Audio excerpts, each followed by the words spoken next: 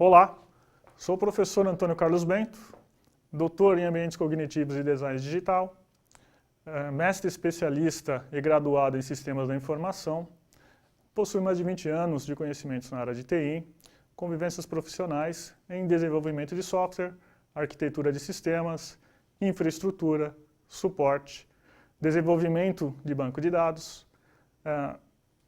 trabalhando em equipes de projetos, entre outros, atuando diretamente com desenvolvimento de negócios e aplicações para resolver problemas para a área de negócios e sistemas da informação. Na apresentação de hoje, deverá ser discutido sobre desenvolvimento de banco de dados SQL. Na agenda, irei discutir sobre visão geral da disciplina, a informação e os dados, o histórico do SQL, sistema de arquivos versus sistemas de bancos de dados, definições, interação, principais funções de um banco de dados, sistema de banco de dados, independência entre programas de dados, utilitários de um SGBD, de um sistema de gerenciamento de banco de dados, arquitetura de sistemas e os tipos de arquitetura cliente-servidor. Bom, falando de banco de dados, as grandes ferramentas que são utilizadas hoje em dia estão trazendo novas vantagens com relação à administração e à disponibilização de dados, que está crescendo conforme o andamento da evolução da própria cultura, da própria sociedade. Então as empresas hoje em dia estão muito preocupadas com a disponibilidade e o acesso às suas informações, né? Quem são as pessoas corretas que estão acessando as informações? Como é que elas estão sendo disponibilizadas? Quais os dispositivos que as pessoas conseguem acessar? Então, banco de dados, quando nós falamos de sistemas, estamos falando de software, estamos falando de armazenamento, estamos falando dos dados que a empresa possui e que devem ser disponibilizados, né? O que se trata de informação? Quando nós falamos de informação, nós estamos falando de um conjunto de dados relacionados, coisas que te tragam alguma interatividade, coisas que te tragam alguma informação, alguma semântica. É importante essa interligação entre os dados, porque isso é que vai propor uma informação que te traz algum significado. Quando nós temos ideias, nós estamos relacionando fatos, relacionando dados, que isso nos torna algum conhecimento de alguma coisa. Então, a informação, do modo específico, é esse conjunto de dados interrelacionados. São coisas que te propõem algum entendimento. E os dados?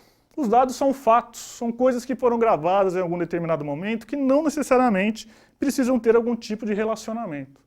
Podem ser coisas que estão armazenadas durante muito tempo. Faz de conta o seu RG, seu CPF, seu nome. Informações essas que, se elas estiverem interligadas, isso te traz alguma compreensão, algum entendimento daquele fato. Okay? Então, os dados, eles são os fatos de forma isolada, enquanto a informação é uma interligação dos dados que te traga algum entendimento claro daquele processo. Bom, o Departamento de Tecnologia da Informação, como comentado logo de início, ele é um dos principais responsáveis pelos dados dentro de uma empresa. Como é que esses dados vão ser gravados? Quais são as pessoas que devem acessar esses dados? E o Departamento de Tecnologia da Informação deveria ser o departamento que mais possui conhecimento sobre os processos da empresa, o que geralmente não ocorre hoje em dia. Geralmente as empresas de TI, os departamentos de TI principalmente, eles estão mais preocupados com o hardware, se a máquina vai parar ou se a máquina vai funcionar, do que a própria informação que existe dentro da empresa. Enquanto isso, os usuários estão mais preocupados com relação aos dados, né? Como que o processo vai funcionar, como a informação está relacionada. Aquele dado, aquela informação, ela é realmente uma informação íntegra, é uma informação segura, né? Veio de uma fonte confiável. O departamento de TI é responsável por manter essa integridade. Não de que o dado esteja correto, né, da forma como está sendo capturado, mas sim na transição de um dado em determinado dispositivo para outro dispositivo. Ok? Bom, o banco de dados surgiu na empresa IBM nos anos de 1960 e 1970. A ideia se partiu de um projeto de pesquisa no qual houve-se a necessidade de se reduzir custos com processos que eram processos manuais. Muitas coisas que eram desenvolvidas de forma manual levavam muito tempo. E como facilitar esse processo? Como automatizar esse processo? Como fazer isso funcionar de uma forma automática, mais rápido? E principalmente no momento que eu estou trabalhando com uma grande quantidade de dados, né? Okay? Então, a partir dessa época, 1960, 1970, começaram os estudos a respeito do assunto banco de dados. Ted Code, que era um dos especialistas que trabalhava na IBM, começou a trabalhar nesse projeto com a necessidade de transformar alguns processos manuais em processos mecânicos ou automatizados. Desenvolveu o primeiro banco de dados relacional, que seria a conexão, a relação entre dados por meio de sistemas ou por meio das informações, tabelas, de integridades e de relacionamento que poderiam facilitar essa comunicação entre os sistemas. Bom, dessa forma apareceu o primeiro sistema que ficou conhecido como System R, ou System R. É o sistema relacional, primeiro nome que foi dado para o primeiro banco de dados aí existente no mercado. Bom, e o SQL? O SQL, com a evolução, na verdade, ele é uma linguagem de programação chamada Structured Query Language, linguagem de consulta estruturada, que serve para você consultar informações ou manipular informações em seu banco de dados. Hoje em dia, o System R ele é conhecido como DB2. É uma ferramenta muito utilizada ainda hoje em dia, principalmente em bancos, empresas antigas, utiliza-se ainda o DB2. Normalmente essas empresas elas não querem migrar do seu sistema atual, DB2 ou System R, para sistemas mais novos, porque isso implicaria num problema muito grande que é a perda de informações durante essa transição. Isso acaba proporcionando muito problema com relação à segurança. Então por isso que muitos bancos nós vemos ainda trabalhando naquele sistema antigo, né? Num tipo de armazenamento que eles não mudam a sua plataforma, essa plataforma tenta evoluir com algumas ferramentas próprias, mas geralmente não se muda essa estrutura. Então o SQL hoje em dia ela é mantida pela ISO, International Organization for Standardization, Organização Internacional de Padronização, que se preocupa por qualidade, tanto de software quanto qualidade de produtos. Ela tem uma preocupação de manter a evolução desse produto e manter a qualidade, porque existe toda uma preocupação com segurança, com a qualidade dos dados que estão sendo armazenados. Bom, e o System R, ou DB2, depois com a sua evolução, ele começou a ser melhor aceito na empresa Honeywell, que foi a primeira a implantar esse modelo e que é a primeira a começar a utilizar ele em sua empresa. E a partir dos requisitos funcionais e não funcionais, aconteceram muitas modificações no sistema, o que nos leva às ferramentas que existem hoje no mercado. Os requisitos são as necessidades que o cliente solicita para uma evolução de algum produto ou para a produção de alguma coisa. Requisitos eles são divididos em dois tipos quando a gente fala em sistemas de computação: os requisitos funcionais e requisitos não funcionais. Requisitos funcionais são as funções do sistema, a funcionalidade, como ele tem que funcionar, as regras de negócio, o comportamento que o sistema tem que ter a partir de uma determinada função. E os requisitos não funcionais. Requisitos não funcionais têm a ver com a plataforma, com velocidade, como que o sistema vai ser apresentado, a parte da interface, a parte principal do sistema, como que ele vai se comunicar com o usuário, o tipo de banco de dados que vai ser utilizado. Tudo isso são procedimentos que devem ser adotados sempre durante a construção de um software. E isso também faz parte do levantamento do que vai ser trabalhado quando a gente considera um requisito para se trabalhar com banco de dados. Então esse foco tem que ser entendido em todas as fases de desenvolvimento. E o banco de dados, desde o seu começo na empresa Honeywell, teve muita evolução, o que hoje em dia foi um grande avanço para novas ferramentas que existem aí no mercado.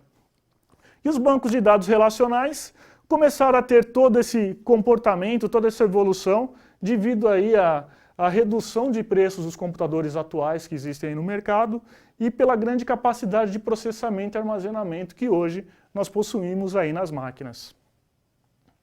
Bom, na década de 80 começou-se a se preocupar mais com relação a todo esse ambiente de computadores, pessoas, a evolução da computação aumentou de forma vertiginosa com relação principalmente aos jogos, né, aos sistemas aí que começaram a aparecer durante esse período. Ainda era um mundo muito restrito, com pessoas que tinham alta aquisição, que poderiam comprar esses equipamentos, e pessoas que teriam facilidade mais, tanto com a língua inglesa, né, e principalmente com questões de lógica, computação, a parte de programação, que não eram todos os indivíduos na época que possuíam essa capacidade para trabalhar. E nessa época dos anos de 1980, existiu também uma crise de software, né? Existia uma falta de profissionais capacitados e a organização do sistema não era uma preocupação muito forte. Eram poucas pessoas que sabiam programar e essas pessoas tinham conhecimento do sistema, somente ela possuía aquele conhecimento, nenhum outro. Então, se viesse uma outra pessoa para trabalhar nesse sistema, não conseguia desenvolver. E todo o ambiente não era um ambiente propício que proporcionasse uma grande segurança com relação ao sistema, à arquitetura do seu sistema. E isso ajudou também, colaborou para a evolução do sistema de banco de dados, que acabou, de alguma forma, sofrendo esses impactos com relação a toda essa preocupação de engenharia de software. Quando a gente fala de banco de dados, estamos falando de grande capacidade de armazenamento. Hoje em dia, principalmente, o hardware, como eu falei, baixou muito o preço, né? Nós temos vários tipos de dispositivos hoje em dia, como o SSD, Solid System Disk, o hard disk, que também continua sendo usado, mas ainda é um equipamento que degrada a performance dos computadores, principalmente por ele ser um processo mecânico. O cabeçote do seu HD ele tem que ir naquela posição para procurar a informação e gravar. Isso leva tempo, apesar de que os hardwares hoje em dia estão muito evoluídos, existem HDs com uma capacidade de processamento muito forte. Mas o SSD já é o presente, já não é mais somente o futuro. O grande foco agora é aumentar mais a capacidade do SSD, que seria um armazenamento como se fosse uma memória de computador, no qual você tem um acesso muito mais rápido e muito mais fácil. Então a capacidade hoje em dia de um hard disk ou de um sistema de banco de dados já está chegando na casa dos petabytes, que são 1 vezes 10 elevado a 18 bytes. 1 byte equivale a 8 bits, é uma letra, um símbolo, número 1 ou algum símbolo do computador. E o CERN hoje em dia se preocupa com a evolução e com os cuidados relacionados a toda essa capacidade de armazenamento, porque existe uma preocupação em processamentos nucleares. Hoje em dia está sendo muito discutido isso a respeito do Big Data, a capacidade do Big Data, que seria um grande banco de dados com a informação de várias pessoas, e o relacionamento dessa informação poderia proporcionar processos mais inteligentes para se conseguir avaliar situações, como por exemplo, de determinadas doenças em países, qual o perfil das pessoas daquela determinada região de São Paulo ou do Brasil. E isso também tem muito a ver com processos matemáticos que o ser humano não consegue desenvolver e que o CERN, por trabalhar com investigação nuclear, conseguiria trabalhar com dados com grande capacidade de armazenamento e de tamanho. Bom, o desenvolvimento, o modelo padrão da linguagem SQL é o padrão ANSI, que nós chamamos, American National Standards Institute, Instituto Nacional Americano para Padrões, e é cuidado pela ISO, como eu falei também. Esse grupo, eles estão preocupados com a evolução da linguagem. O ANSI é o padrão básico. O SQL, ele não é da Microsoft, não é da Oracle, não é do MySQL, não é de outras ferramentas que são utilizadas. Ele é uma linguagem básica, no qual essas ferramentas adaptam a sua necessidade, colocando alguns conjuntos de comandos a mais ou adaptando os conjuntos já existentes para que possam atender aquela necessidade de seu produto, às vezes descaracterizando do que realmente seria o SQL ANSI, que é a linguagem padrão SQL que é adotada. Então, sempre quando se falar de SQL, você tem que ter um foco de que não é uma ferramenta, é uma linguagem de programação. O SQL você utiliza comandos do tipo selecione o nome de um cliente, que é o comando select, que eu vou apresentar um pouquinho mais para frente, entre outros comandos. Então você tem uma interação com o computador numa forma como o ser humano interage também, a partir do seu jeito de falar, do seu jeito de pensar, são descritos os comandos e o computador processa para te dar aquele resultado. Ok? Mas o padrão é o padrão ANSI e SQL não é só de uma empresa, ou de algumas empresas, como geralmente são produzidas aí no mercado. Bom, sistema de arquivos versus sistemas de banco de dados. Teve a necessidade do desenvolvimento da linguagem relacional, porque grande quantidade de dados que eram armazenados numa empresa eram de difícil localização. Como, por exemplo, um arquivo. Um arquivo, antigamente, era, na verdade, um grande armário que possuía várias gavetas, e dentro dessas gavetas possuíam pastas, e dentro dessas pastas possuíam documentos, e esse arquivo era conhecido como um grande banco de dados. E para você localizar uma informação lá, você tinha que abrir o arquivo, procurar a pasta, achar o documento por meio de letras alfabéticas ou por meio de algum conteúdo para conseguir localizar aquele documento. E normalmente, nós pensamos em sistema operacional, em um sistema de armazenamento de arquivos, né? Você está pensando em como seus arquivos deverão ser organizados em seu computador. Esse mesmo raciocínio nós temos para o sistema de arquivos. Nós temos as máquinas, os computadores, os aplicativos, que vão acessar o dado em algum lugar. Mas esse dado pode estar espalhado de qualquer forma aqui dentro dessa máquina, que é o que nós vamos discutir um pouquinho mais para frente.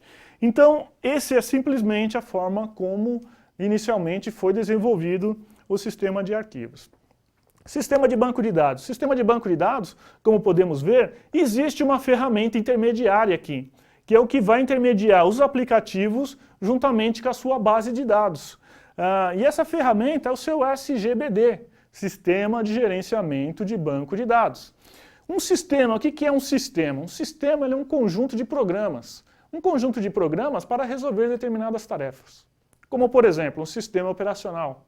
Um sistema operacional serve para utilizar ou para aplicar recursos necessários para a operação do seu sistema. Então você tem vários outros programas dentro do seu sistema. Isso é um sistema. Quando a gente fala de sistema de gerenciamento de banco de dados, eu estou falando de um conjunto de programas necessários para gerenciar os dados. Nesse caso, é uma camada intermediária entre o seu físico, que é o seu dado, onde ele estará armazenado, e o seu sistema, que pode estar num servidor, ou pode estar na mesma máquina que estão os seus dados, ou pode estar em outros servidores. Ok? E assim é a grande diferença entre os dois. Principais problemas de um sistema de arquivos. Redundância e inconsistência de dados. Como eu falei, o sistema de arquivos, os dados ficam espalhados, né? Os dados ficam em diferentes lugares disponíveis. E para você conseguir saber qual que é a informação certa, você vai gastar bastante tempo. E mesmo que você consiga a informação, você não vai ter certeza se essa informação é a última e a correta. Por exemplo, você tem um e-mail dentro da sua empresa que o seu chefe recebeu. Aí ele pegou esse e-mail e passou para a secretária. Ele copiou no espaço da rede dele, no computador dele, e depois pegou esse arquivo e mandou uma cópia para a secretária. A secretária pegou esse mesmo arquivo e guardou também numa pasta. E aí, o estagiário também pegou esse arquivo e salvou em outra pasta. Aí nós ficamos pensando, pô, qual que é a versão correta? É o da secretária, do estagiário ou é do chefe? Quem foi o último? Qual a informação concisa, a informação correta, né? Então, por esse problema dessa duplicidade de informação, ou pela informação estar disponível em diferentes lugares, isso acaba provocando uma grande perda de tempo e uma grande inconsistência com relação aos dados, que eles acabam ficando redundantes. Dificuldade no acesso aos dados. Imagina você procurar um CPF dentro dos seus documentos que você tem no seu computador, na sua pasta documentos. Você vai ter que fazer uma pesquisa e vai demorar um determinado tempo para ele conseguir localizar em todos os arquivos quais que tem um CEP que você quer. 34863. E isso acaba te gastando muito tempo. E eu estou falando de um computador simples. Imagina um servidor no qual você tem milhões e milhões de registros. Uma pesquisa dessa pode demorar o dia inteiro e você pode não conseguir a informação que você quer. Imagina você soltar uma mala direta procurando por um determinado CEP em determinada cidade. E se você não tem essas informações de forma organizada? Isso aí também acaba te trazendo um problema muito sério na hora de você se organizar. Então, na hora que o programador desenvolve um programa, ele precisa encontrar a informação de uma forma correta, uma forma objetiva. Ele não pode sair procurando em todos os arquivos que tem na rede sobre determinada informação que vai ser necessária para fazer o processo. Tá ok? Então, essa dificuldade de acesso aos dados é muito grande quando a gente pensa num sistema de arquivos. Isolamento dos dados. Quando a gente fala de dados isolados, como eu falei, cada informação está separada. Você tem um drive que é para a secretária, um driver que é para o chefe, um driver que é para o estagiário. Qual que é a informação correta? Né? Qual que nós deveremos utilizar? Aonde que estão essas informações?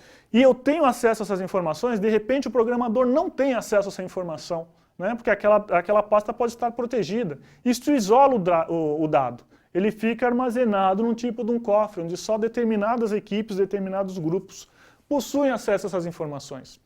Isso acaba virando um grande problema também, ok?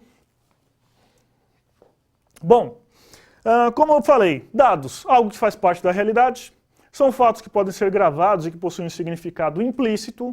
Aquele dado te propõe algum significado, o endereço está relacionado com o CEP, que está relacionado com uma empresa, que está relacionado com o diretor, com uma secretária. Né? Banco de dados é uma coleção de dados relacionados, representa aspectos do mundo real. Né? É uma coleção lógica e coerente de dados, com algum significado inerente. Uma organização randômica de dados não pode ser considerada um banco de dados, tem que ter uma certa consistência.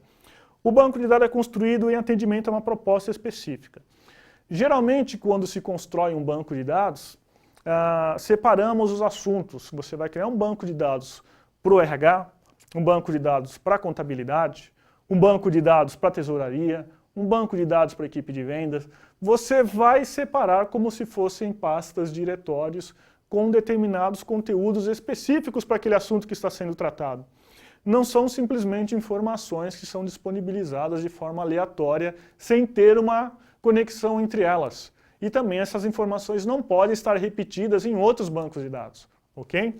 Normalmente um banco de dados se comunica com outro banco de dados para trazer alguma informação específica. Como eu falei, sistema de gerenciamento de banco de dados é uma coleção de programas que permite aos usuários criar e manter um banco de dados. Eu tenho programas para criar usuários, tenho programas para criar banco de dados, tenho programas para criar tabelas, tenho programas para administrar os dados fazendo alterações, modificações. É um sistema que tem propósito geral, que a ideia é você fazer a definição, o compartilhamento desses dados, no qual usuários podem acessar esses dados em diferentes tipos de aplicações e de sistemas dentro da sua empresa. Bom, a interação funciona da seguinte forma. Nós temos o usuário ele atende, né, a interface do computador por meio da sua interface, né, o seu front-end mais conhecido, no qual vamos acessar um SGBD, um sistema de gerenciamento de banco de dados. Esse sistema de gerenciamento de banco de dados é o que vai propor toda a comunicação com relação aos dados que eles podem estar em diferentes bases de dados. Né? Eu posso ter um banco de dados em um servidor que é referente ao banco do RH. Imagina um sistema ERP de uma empresa. O sistema ERP é aquele sistema que cuida de todas as operações da empresa, que tem tudo dentro dele, como o sistema de RH, contabilidade, faturamento. É um sistema que é dividido em módulos, também é conhecido como sistema integrado. Sistema integrado porque ele tem outros sistemas integrados a ele. Normalmente no ERP você pode comprá-lo por módulos, como o modelo SAP, como a TOTUS. Você consegue comprar esses produtos em alguns módulos que você precisa. Faz de conta, eu quero comprar um módulo que é para cuidar da contabilidade. Outro módulo que é para cuidar da parte de vendas. Outro módulo que é para cuidar da parte de RH. E dentro da empresa nós podemos ter sistemas legados. Os sistemas legados são aqueles sistemas que foram desenvolvidos dentro da própria empresa. Teve um início como um sistema pequeno, depois passou o tempo, foi melhorando esse sistema. E a partir do momento a empresa não consegue mais desvincular desse sistema. Para ele poder mudar desse sistema para um outro sistema, ele tem que refazer todo o seu processo, refazer toda a sua base de dados. Isso acaba gerando um problema muito grande. Então, em muitos momentos é necessário se fazer essa interligação de dados, que também vamos discutir em alguns pontos aqui para frente. Então, sempre é necessária essa interação homem, a interface e o SGBD, que geralmente está em outro servidor ou pode estar dentro da própria máquina também, dependendo da situação e do ambiente que foi proposto. Algumas principais funções do SQL. Como eu falei, ele é uma linguagem de programação, então ele se aproxima muito da linguagem humana. Por exemplo, insert into clientes, código, nome e valor, values 1234, José da Silva 678.55. Olha só, traduzindo para o português, insira na tabela clientes o código e o nome e valor com os valores 1234, José da Silva e 678.55. O código aqui está sendo representado por 1234. O nome, José da Silva. O valor apresenta-se pelo valor 678.55, como se fosse um salário, por exemplo. Aspas simples ali está representando o que são caracteres alfabéticos, ou alfanumérico, como nós chamamos, que aceitam tanto letras quanto os números. Então o código aqui ele pode aceitar letra ou número nesse caso. O nome está também entre aspas simples, porque pode conter também números ou símbolos especiais, né? 678.55 é valor, então ele não possui aspas simples. Mas esse é um exemplo de um comando bem simplificado para você poder incluir informações dentro do seu banco de dados. Alteração. É conhecido o comando update. Update clientes, set nome igual Antônio da Silva, where código é igual 1234. Traduzindo, atualize a tabela cliente, selecione o nome que vai receber Antônio da Silva, com a condição onde o código for igual a 1234. Nesse caso, ele vai atualizar todas a tabela cliente onde o nome, onde o código seja igual a 1234, e vai atualizar para o nome Antônio da Silva. E esse comando é muito perigoso, porque isso aí pode acarretar grandes problemas para dentro da empresa. Se você não utiliza essa condição where, você está falando o seguinte: atualize na tabela cliente e selecione um nome igual a Antônio da Silva para todos os clientes dentro da sua empresa. E isso, imagina que isso seja feito num banco de dados com mais de 1 milhão de registros. Isso pode parar o processo da sua empresa, isso pode gerar notas fiscais com nomes errados, isso pode trazer um grande prejuízo financeiro e de imagem para a sua empresa. Então, esses comandos têm que ser utilizados com muita cautela. Outro comando que tem que ser muito bem cuidado na hora de executar é o comando de exclusão, comando delete. Delete from clients, where código igual a 1234. Nesse caso, estou falando apague da tabela clientes, onde o código é igual a 1234.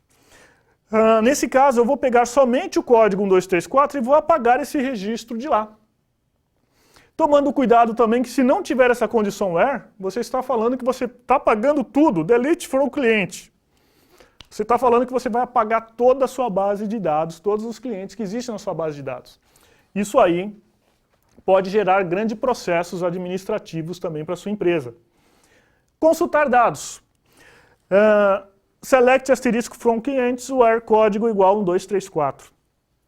Estou falando no sistema. Selecione todos os clientes onde o código for igual a 1234. Ok? Nesse caso, o sistema vai me mostrar todos os clientes que possuem o código 1234. Então, essas são as principais funções do desenvolvimento SQL. Existem outras mais avançadas, com certeza, mas como todo o sistema de computador, essas são as 4 operações básicas no qual nós gravamos, inserimos, modificamos, removemos e consultamos informações numa base de dados. São as principais funções que qualquer sistema precisa desenvolver. Bom, e trabalhando com os programadores, nós dividimos as aplicações ou as funções da seguinte forma. É desenvolvido o sistema que ele vai conter as suas consultas, as suas queries, e essas queries vão utilizar dentro do seu sistema de gerenciamento de banco de dados, programas para fazer o processo dessas consultas, dessas queries.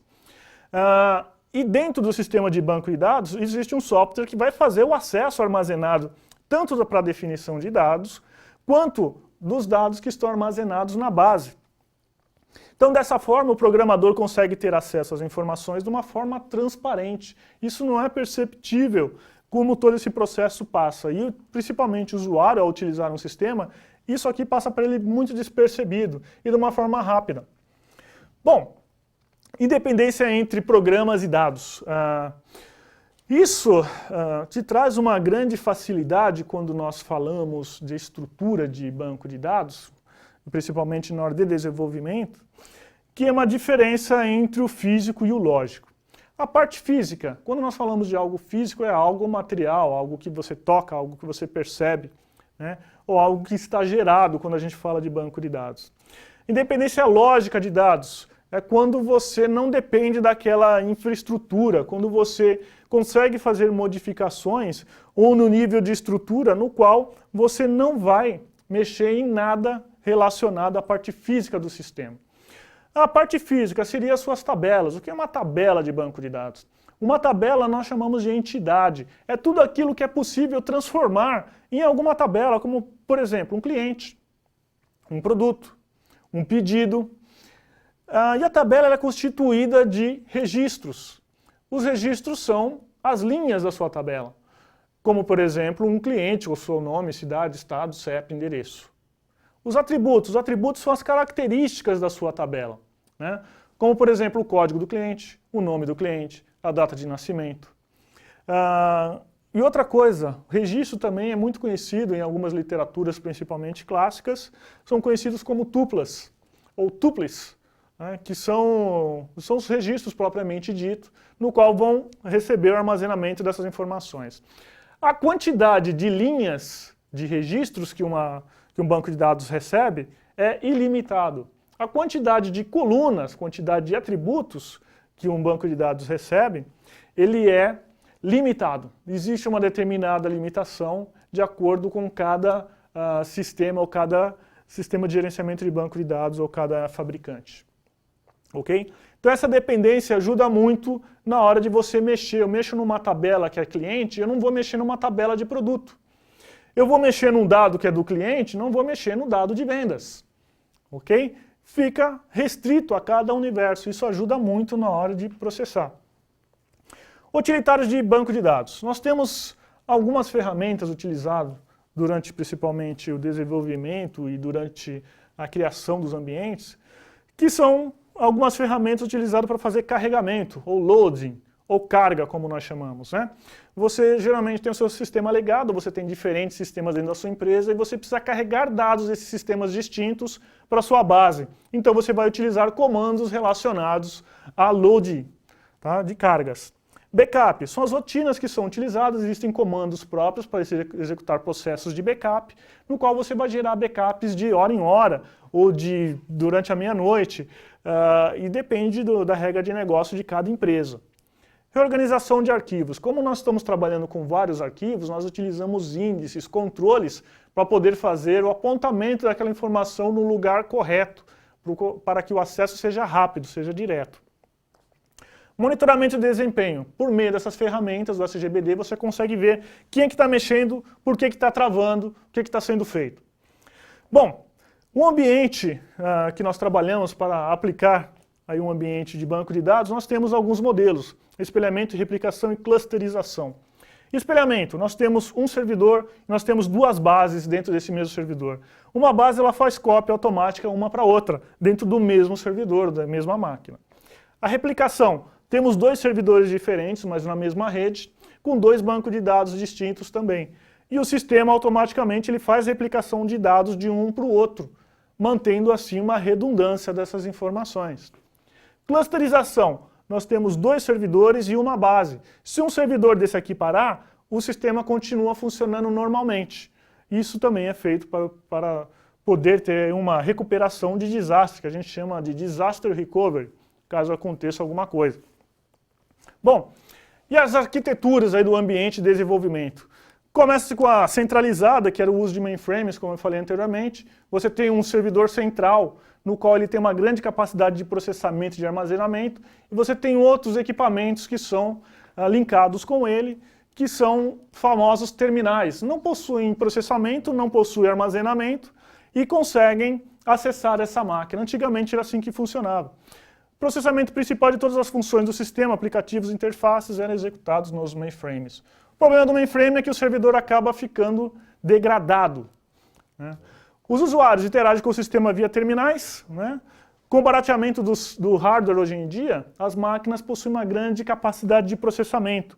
E isso hoje em dia facilita para se utilizar um sistema de banco de dados numa máquina que não seja comercial, uma máquina que seja utilizada em sua casa. Segundo a arquitetura cliente-servidor, como as máquinas evoluíram, nós tiramos um pouco o processamento que está no servidor e distribuímos esse processamento nos clientes também, na máquina da sua casa, no seu notebook, no seu computador. Então parte do processamento fica equilibrado, você não sobrecarrega o servidor. Isso facilita muito na hora de rodar as aplicações. Dessa forma, o SQL ele é conhecido como front-end, né? Aliás, é conhecido como back-end e o cliente é conhecido como front-end. O cliente é quem acessa onde está a interface e o back-end é onde que está o processamento, onde que está toda a regra de negócios, ou no banco de dados e uma parte distribuída entre a aplicação da empresa também. Ok? Bom, anomalias de acesso concorrente, esse é um grande problema que nós temos com relação ao banco de dados. Nós temos vários dados. Qual que vai ser, quem que vai ter prioridade com relação àquele dado para ser processado naquele momento, quem vai ser a pessoa que vai ter preferência numa compra de um produto, caso o produto só tenha um produto em estoque e daqui a pouquinho o produto é comprado por 2 ou 3 pessoas ao mesmo tempo, como que se trata esse tipo de anomalia? Esse ainda é um contexto que é muito trabalhado, muito discutido. Quando a gente está no ambiente web, na verdade você tem uma cópia daquela informação que está no seu servidor, no seu banco de dados, e você só tem aquela cópia estática. A partir do momento que você clica no botão, você acaba atualizando a informação que está lá do outro lado no servidor da base de dados. Então isso também é um estudo muito forte que é desenvolvido hoje em dia. Problemas de segurança também tem. Porque muitas vezes, como por exemplo, você tem um profissional que trabalha no RH, de repente esse profissional sai do RH e vai para a contabilidade, eu tenho que remover o acesso dele na base de dados do RH. Ok? Então essa comunicação precisa ser muito clara, precisa ser muito direta e precisa ter um processo para se controlar isso. Então se a empresa não estiver bem estruturada, isso acaba acarretando muito. Problema de integridade. Essa é uma grande discussão que existe também. A integridade de dados, quem é que tem que cuidar? É o programador que fez o programa ou é a pessoa de banco de dados que desenvolveu o banco de dados? Depende. Cada empresa trata de um jeito. Tem como você fazer esse controle de integridade no seu próprio banco, como você pode também desenvolver esse mesmo processo no seu código. O importante é que as pessoas interajam, conversem e se entendam com relação a esse processo. Estrutura de acesso. Hoje em dia nós temos, por exemplo, aqui nesse ambiente, nós temos um banco de dados, um servidor dentro de uma empresa, no qual nós temos os dispositivos que vai permitir uma comunicação pela web, como hub, switch, roteadores, que são outras coisas envolvidas em infraestrutura e comunicação. Nós vamos passar por um ambiente de internet, vai ser transformada essa comunicação por um roteador dentro de outra empresa e hubs e switches vão fazer a conexão de outros clientes para acessar essa informação que está em outra rede. Dessa forma é feita uma comunicação remota dos dados em um banco de dados. Bom, alguns sistemas comerciais. Tem o MS Access, que é uma ferramenta básica aí da Microsoft que vem no pacote Office, que é muito interessante. Ele já vem com banco de dados e já vem com tanto a parte de programação junta também. Nós temos o Oracle, que é uma ferramenta também, como já foi discutido, é uma das novas ferramentas aí do mercado que foi bem baseado e foi uma das principais que começou a ter um início corporativo muito forte. Interbase, que é uma evolução do Delphi. O MSQL Server, que são ferramentas da Microsoft também, que utilizam os comandos SQL. Sybase e o MySQL, principalmente, que é uma ferramenta grátis, completa, que tem todos os recursos aí de grandes bancos de dados. PostgreSQL, que é um novo padrão aí que está há pouco tempo no mercado e que funciona bem. Informix, DB2, que continua vivo aí, que é a versão da IBM, que foi a primeira versão, o System Air. Firebird também, que ele é um pouco mais voltado ao usuário residencial do que outras coisas. Okay? O ODBC, que é parte de comunicação, que é utilizado em sistemas operacionais para fazer comunicação no banco de dados. Eu tenho meu sistema operacional, vou ter o driver do dispositivo, vou criar conexões e cada conexão vai acessar um banco de dados diferente. Esse aqui é o exemplo do ODBC que é utilizado na Microsoft. Você define quais são as bases que você quer conectar, e nessas bases terão os drivers e você vai definir um nome para essas bases e você acessará as informações do jeito que você precisar, apontando para o banco de dados que você quer.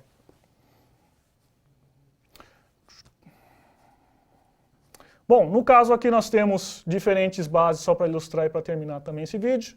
Nós temos alunos, os alunos possuem cursos, os cursos possuem disciplinas, e cada uma dessas é uma tabela que está relacionada. E temos os professores, e a conexão é feita por meio das linguagens do SQL. Ok? Então, muito obrigado, nos vemos aí na próxima.